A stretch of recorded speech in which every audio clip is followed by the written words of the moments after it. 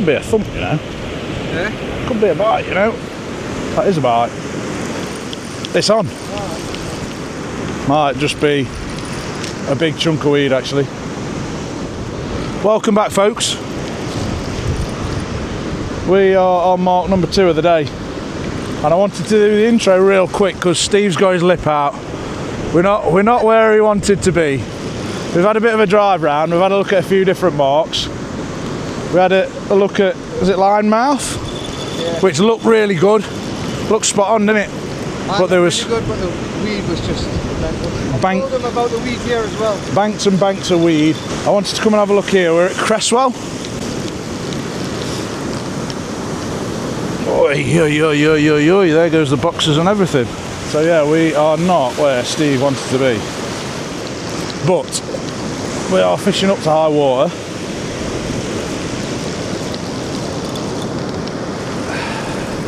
There we go. Right, let's get this sorted. So yeah, we are fishing up to high water. We're at Cresswell on what looks like a spot-on beach. It's not got as many big banks of weed on the beach as some of the other ones that we went to have a look at. As you can see, there is weed about. So the deal that we struck, well, it wasn't really a deal, it was I told Steve what we were going to do. And I told Alex why we shouldn't do it. So I do fancy a session in the stormy stuff on the beaches. I said we'd give it an hour. We'd give it an hour, we'd give it a look. I mean, you've got ragworms, so you stand a good chance of finding a nice bass out there. It looks very bassy. Aye, without the weeds, definitely. You can't have it all, mate. You can't have it all. So yeah, we're going to give it an hour here. So I thought I'd do the intro.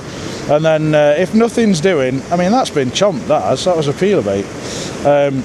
If nothing's doing after an hour or so, we're going to head, I'll admit defeat. I'll be the bigger man. Oh, we're good to where Steve wanted to fish originally. Which is Collywell Bay, up the height. You might have to face this way because I've got the mic over here. What? Which is Collywell Bay, which is from the cliff top, pointing down into a nice rough sea. Hopefully there'll not be as much weed there. As you've seen in last week's episode, we fished partly skear. There wasn't any weed there this morning.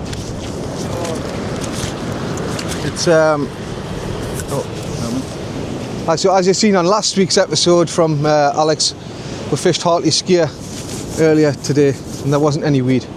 So with a bit of luck, if I take my Collywell over high water, I don't know. That's the biggest problem with fishing the first seas of the cod season, if you like. We all rush out in one big mad rush. There's a sea, but it's going to be another 3 or 4 weeks, man. You know, it's mid-October now. It'll be mid-November until the weeds cleared, had a big tide, pushed it all the way at the back, and then we can all crack on fishing. But until then, it's always going to be a bit of a struggle, and just got to find them gaps in the weed. We'll see what happens. You never close your eyes. Blyth Valley champion, 97-98. No problem there. Yeah. Purely and simply based on muscle, that. I don't know what he's complaining about, folks. That looks spot on, if you ask me. I must admit, that's not bad.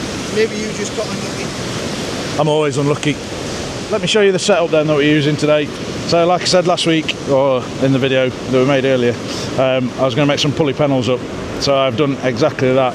I've got a 3.0 Coxon Roll octopus hook at the top, and I think that's a 3.0 mustad at the bottom. 7-ounce gripper, about 3.5, 4 foot pulley pennel. On the business end, I've gone for the old PPT Cophead Evo, because frankly I trialled it at Moston the other week and I had one cast with it, snagged up once, and actually really rated it. I thought it felt like it got some nice backbone but also some nice action to it. So hopefully that's going to help me get out into just the back of these breakers somewhere. cast too bad at all. So like I say, Steve's not very happy with me. He doesn't want to be fishing this mark, but frankly, so you've got, I think it's called Cresswell High Rocks there. That would have been a good shout over high water. However, it is lumpy, and I think it'd be too rough to fish there. But there's a lad just down there fishing. He's on a bit of a peninsula there, possibly casting into this gap here. But conditions look absolutely spot on, and I'm not going to tell him this, but Steve probably is right. It would be good if the weed wasn't here, but at this time of year, like I say, it's the 24th of October. What can you do about the weed, really? It's probably the first or second big sea that we've had around these parts this year. It's going to be cleaning the rocks off, all that summer kelp that's grown up. It's going to be pulling that off, and it's just going to be a big mixing bowl out there. So there's not a lot we can do. We're going to have to battle through it. We'll see. We'll see later on whether we've made the right choice or not. I'd like the look of this more than the mark that Steve's chosen. Let's see which one's going to produce the most fish. You've got it easy, you have. Huh? You've got it easy, you have. Look at that. Huh? Lost a lot. You've lost a lot, have you? Snapped off.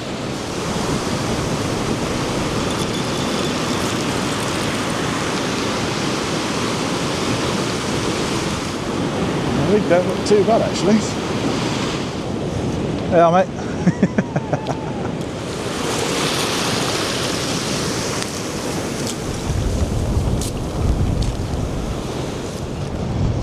Come here, look. Just show the people. Look at that.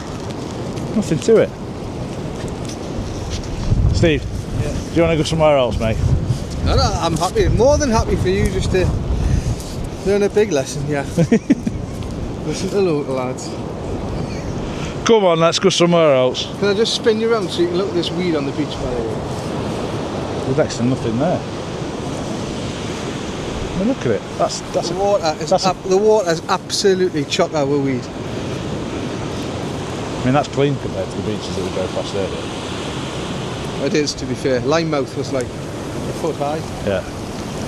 This did look like it had a chance, to be fair to you. But I've fished... Sorry, say that again, let me just make sure the microphone. I've fished Durage dozens of times in a sea like this time of year, and it's just an absolute write-off. Yeah. You do get little gaps in between where you think, wow, it's a miracle. But and a pushing tide. Because to be fair, I mean, Lado up there, he doesn't look like he's struggling that much, and he doesn't look like he's using big gear either. I think he's just casting. But maybe he's just into the... just in front of him. Yeah, just into the shallows for flounder and stuff like that. He's not casting, like we are. Right. Come on then, mate. I'll take him to get some fish.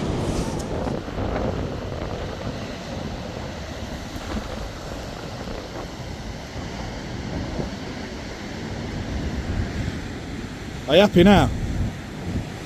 It's wet. Right, welcome to mark number 3 of the day. Fucking hell. That was a crash and half, that made me jump. I think from here I can just about see the sea down there somewhere. Steve's brought us to a mark that's, well, obviously quite high up. We did have a look at a couple of marks on the way over here, but this sea's building, it's building pretty quick.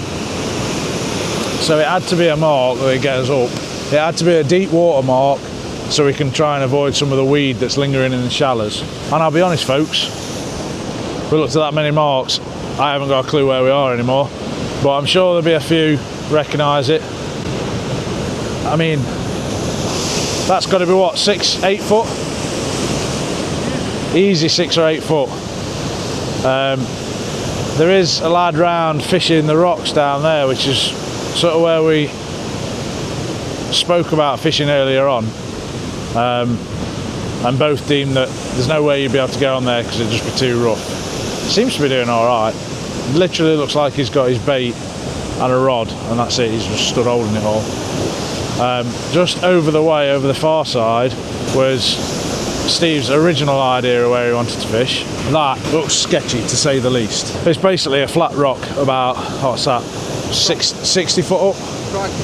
Crag Point. It's about 60 foot above the water, and you can see the waves are coming in, they're that big, they are breaking up and covering the tops as well. So that would be uncomfortable. There's not much shelter from the wind either over there. Here we've got a bit of a grassy bank in behind us. We're fairly well sheltered from the wind. Hopefully we're up and out of the weed. We're questioning whether there is a big shoal of potentially bass out in the back, because there aren't particularly any big rocks around here, but there are definitely some big swirls, and some of them are even coming at the top of the breakers, so could be a good shoal of bass just off the point. Might be worth a chuck out there later on.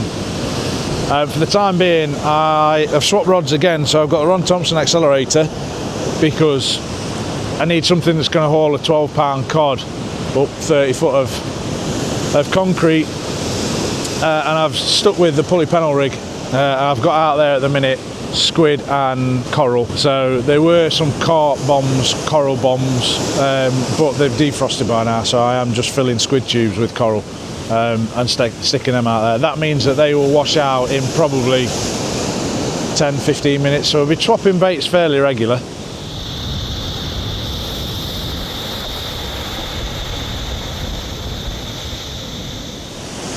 Right folks, welcome to mark number 4 of the day. So we were over literally 20 yards around the corner of this headland, watching them bass smash up, and Steve said, oh actually there might be a get down just around the corner, but you'll be straight into the open sea. So I poked my head over and it looked absolutely spot on, so here we are. We didn't bring a rod rest because we were going to use the railings as a rod stand, so we are going to end up holding our rods, but both grown men, aren't we? Yeah, mate. You want to hold mine, I'll hold yours. Could be the best part of the entertainment we get. But yeah, so Steve's was cast out over to the right hand side where you can still see them bass, or my opinion, I think they're mackerel. It's a shoal of mackerel because it literally stretches for maybe 100 yards, and every now and again you see a big bust up. So I think it's mackerel getting smashed by bass. I have got on here one of them coral bombs that's defrosted, so I've left it in the bag. It's all elasticated on. Both hooks are through the cling film, and as you can see, you might be able to see, hopefully, I've just pricked some holes in it with my lead weight, with my gripper. So so that's what I'm going to be on. What are you on, mate? You on squid for the bass? Squid and carp. Squid and carp. I have rang my son and asked him to bring me my lure rod with some surface lures, because there's so much movement on the top of that water, I can't just watch that happen without doing something about it. They are literally boiling up here, look. In short, still no fish, plenty of action, plenty of top water action, and we're on mark number 4. Pretty safe as well, actually, isn't it? Yeah, we're all right. I think I kept meaning to have a look actually, but it's rained that much, but I can't get my phone screen dry to have a look what time tide is. I'm pretty sure tide is at something like 5:30, 6:15. Something like that, yeah. What time are we on now? 5:20. 5:20, so we've possibly got about half an hour to high water. So let's see what happens. Well, I'm going to be honest, folks. I can't tell if I've got a bite. My line is right out, straight in front of us, as you're looking over my shoulder, right in the middle of that shoal. And I can't tell if I've got a bite, if I've got a small fish on, or if it's just fish constantly hitting my line.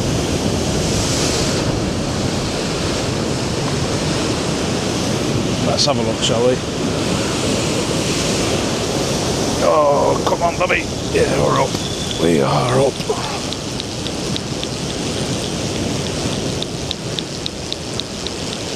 Oh. Fish, huh? No fish.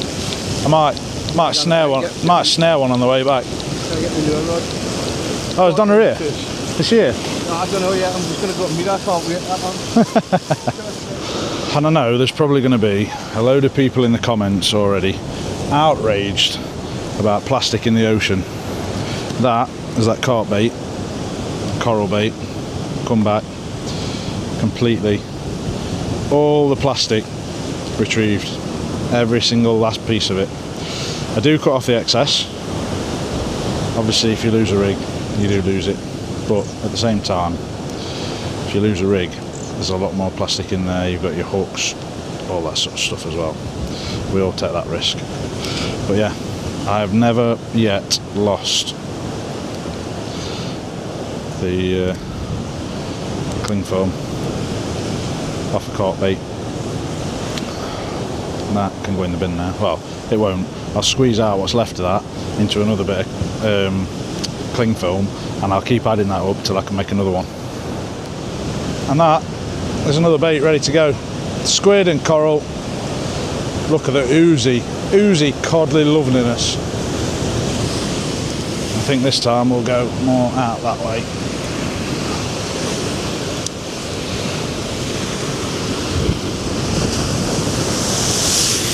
Or not. Yeah, so Steve's gone off to fetch his lure rod. Let's have a little chat, shall we? Because by now it's got to be getting for the middle of November. November is Men's Mental Health Month. It shouldn't really just be a month. Obviously I've spoke about it quite a bit on the channel before. Where am I at the minute? Pretty good, to be fair, but yeah, pretty good. Essentially this is my last week in work, or coming up to my last week in work before I'm out of the office for 6 weeks. So it's pretty hectic, pretty stressful, but I think I'm coping. This time next week I'll be on a flight, hopefully to some sun, sea, family time, fishing time. So I've just got that insight in mind, and I think that's important. I think it's important to have something to look forward to, always have something to look forward to, and that doesn't necessarily have to be Australia. It doesn't even have to be a holiday. It could be taking the dog for a walk at the weekend. It could be a meal. It could be absolutely anything. Your favourite TV show on a Sunday evening at 6 p.m. Absolutely anything, and just make sure you've got something, no matter how small it is, something to look forward to. I hope everybody's doing well. As always, if you're not, this time of year is peak time for things like depression, suicide, unfortunately. The figures are staggering, to be honest, suicide. And things are getting worse. I think personally the state of the country is getting worse. So naturally people are suffering more and more. So it's not uncommon to suffer. It's not uncommon to struggle. You aren't a special case. You aren't a basket case. If you are struggling, there are plenty of places to get help. Tough Enough Care have got a text line that you can just text, and they will get in touch with you. They will, ask a few questions and get you in touch with the right kind of support that you need. The only bad thing about mental health or suffering with mental health is suffering with mental health issues in silence and not talking to somebody. Here he comes, look. Cheers, mucker. These sea legs I really like. They are, yeah. First time I've picked one up. Yeah, ridiculously light. I think I'll have to get one because my goals are so heavy compared to this. Yeah. I bet this is half the weight. Yeah? Alright, grab that rod. Yeah. I'm going to manage. Yeah. Got your lures, you happy? They've all gone now. I haven't seen a bust up for ages.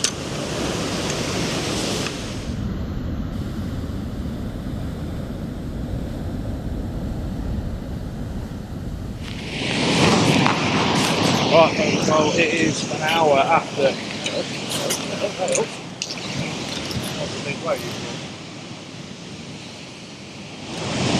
Yeah, it is an hour after high water. So far, not a single knock. Not a single knock that's to be believed, anyway. Not in this session. Not in this session, not on this mark. The sea continues to build. Steve's still down there with the lures chasing bass. I've snapped off, so I'm now using his limitless rod. This is a limitless universal match.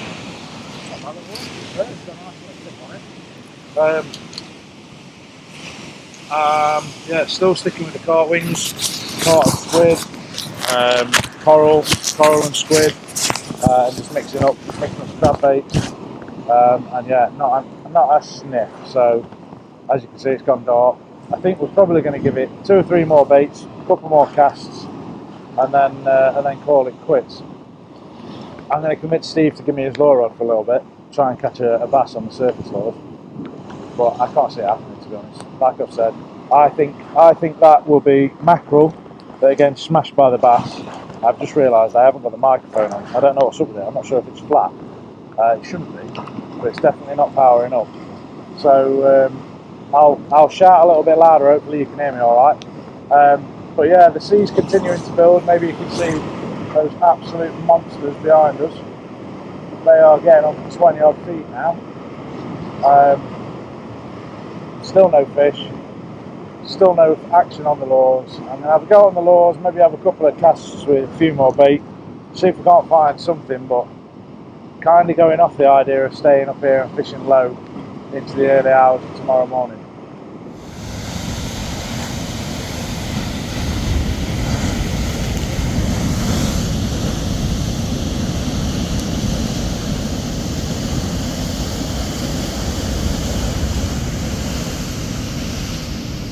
Well folks, that brings to the end then this little Northumberland trip. Like I say, it was a bit early in the season. It is only the 24th of October, so I wasn't expecting great things. The good news is though, is that the freezer is now jam-packed full of cod sweets. We have got loads of little treats for them. So as soon as we're back, middle of December, we'll be on it. We'll be hitting it hard, so I'm going to fish. Don't mention this to Sarah, but I'm hoping to get out at least twice a week on the Holderness and the Humber. I'm already planning a Northumberland trip or somewhere up the northeast between Christmas and New Year. Seems to be becoming a bit of a tradition, that one. Anyway, I hope you've enjoyed this video. It's been a bit of a mix. We have really worked hard. We had a few casts in a few places that I didn't even film. We did both say actually it's a shame that the sea lifted quite so quickly. Could have done with it staying like it was this morning when we first fished. It would have been spot on, and we could have probably gotten a couple of better marks. I gave Steve some grief the other week because he was, oh yeah, beach has come alive and we've got a metre of surf. I was like, hold on a minute, you said you don't fish it till you've had a good couple of blows. And he explained it to me. He says it comes alive when there's a bit of movement in the water, but you need a good couple of blows to rip all that kelp off, all the summer kelp off the rocks, and then get it out to sea. And yeah, the beaches look brilliant today, but they were absolutely snided with weed. I hope you've enjoyed the video. Like I say, apologies, it's been a bit bouncy, jumping about. We have worked our horses off, but it just wasn't meant to be. On that note though, I'm going to hit the road and head off home. Thank you very much for watching, and until next time, take care and tight lines.